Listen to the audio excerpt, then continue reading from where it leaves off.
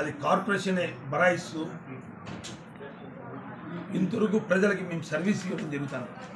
అలాంటిది కొత్త పన్ను కట్టద్దు, ఇంటర్ ఛార్జెస్ వదిలిద్దు, మీ జాగీరా కార్పొరేషనే కడుతుంది అన్నావు. ఈరోజు కార్పొరేషను నువ్వే మున్సిపల్ స్కూల్లో పవన్ కళ్యాణ్ వచ్చిన రోజు ఆయన సమక్షంలో నువ్వే అంటావు మా కార్పొరేషన్ దివాలా తీస్తుంది, ఖర్చులకే డబ్బులు లేవు, శాలరీస్కే లేవు, మాకు అదనంగా నిధులు ఇవ్వమని. అంటే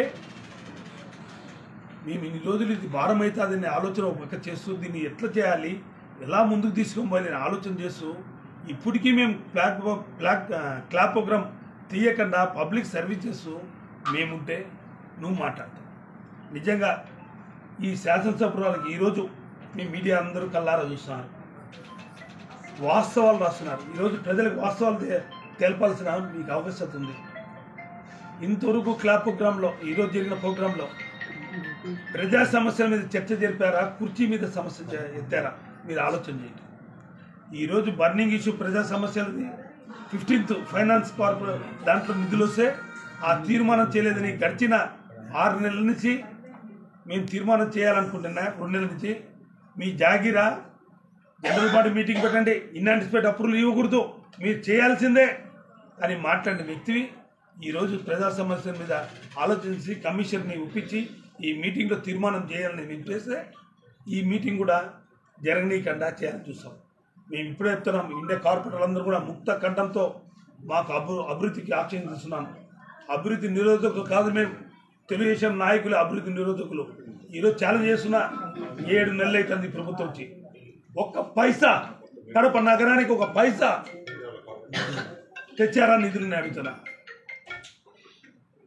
శాసనసభ్యులు అంటారు ఎన్నికలు గెలిచిన వెంటనే రవీంద్రనగర్ 2 బ్రిడ్జిలు నిర్మించే బాధ్యత మాది, 6 నెలల్లో అయిపోయేస్తాను, కావాలంటే మా యాక్షన్ ప్లాన్ ఇది, మా మొదటి ప్రాధాన్యత ఇది, కావాలంటే మా సొంత నిధులతో చేస్తాం, 6 నెలల్లో కంప్లీట్ చేస్తామన్నారు. 6 నెలలు కదా, 7 నెలలు అయిపోయింది. వాళ్ళ సొంత నిధులు కాదు కదా, ఆ క్యాన్సల్ అనే వర్క్ని మళ్ళీ రీటెండర్ పిలిచే గతి కూడా లేదు.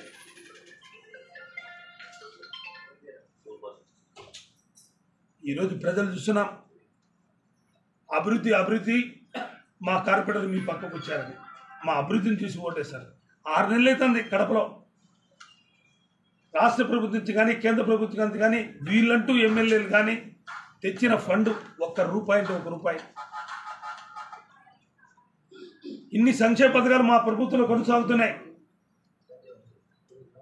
అమ్మఒడి అయితేమి, ఆసరా అయితేమి, చేయూత అయితేమి, విద్యా దీవెన అయితేమి, వసతి దీవెన అయితేమి, గోరుముద్ద అయితేమి కానీ, నాడు నేడు స్కూల్స్ డెవలప్ చేసే దాంట్లో కానీ, పిల్లలకి ట్యాబ్లు ఇచ్చే దాంట్లో పదం కానీ, ఈవెన్ పిల్లలకి జూన్ జూలై మాసంలో స్కూల్స్ తెచ్చే రోజుల్లో స్కూల్ డ్రెస్ కూడా కుట్టించిన గతి లేదు ఈ ప్రభుత్వానికి. అభివృద్ధి చేసినారంట, మా అభివృద్ధిని చూసి మా పక్కకు వస్తున్నారంటారు. మీ అభివృద్ధి అయితే కేవలం అవ్వాతాతలకి పింఛన్లు 3,000 నుంచి 4,000 రూపాయలు చేశారు తప్ప ఏదన్నా ఒక్క సంక్షేమ పథకాన్ని కానీ ఒక అభివృద్ధి కార్యక్రమం కానీ చేసిన దాఖలు ఉన్నాయా? మీ ప్రభుత్వం చేసి ఏమి అభివృద్ధి చేసింది మీ పక్కకు వస్తారు. కేవలం ఈరోజు మా కార్పొరేటర్లని నలుగురిని మీ మీడియా అంతా చూసింది. మేడా కళ్యాణ్ ఎదురుగా వాళ్ళు వేసిన వెంచర్ని భయభ్రాంతులు చేసి ప్రలోభాలు పెట్టి కాలువని సెంటర్లో చిన్న పిల్ల కాలువ 2 అడుగులుంటే 8 అడుగులు దొవ్వి తీసి భయభ్రాంతులు చేసి వాళ్ళని భయపడిచ్చి అన్నీ కూడా స్టేలు ఉన్నా కానీ ఇరిగేషన్ స్టేజ్ తేలేదు. ఇరిగేషన్ అధికారులు పెట్టి కొట్టించి వాళ్ళని ఈరోజు ప్రభులో పెట్టి మీ పక్కకు లాక్కొని ఆ వెంచర్ వేయాలంటే మీరు మా పక్కకు రండి, నీకు అండగా ఉంటామన్నారు. అంటే మనుషుల్ని ప్రేమానురాగాలతో దగ్గర తీసుకోవాలి కానీ భయభ్రాంతులతో చేసే దగ్గరకు వచ్చే అనురాగాలు ఉండవు. ఏదో ఒక రోజు వెన్నుపోటు పొడుస్తారు. వెన్నుపోటు పొడిచే ప్రయత్నం చేయకుండా పోరు.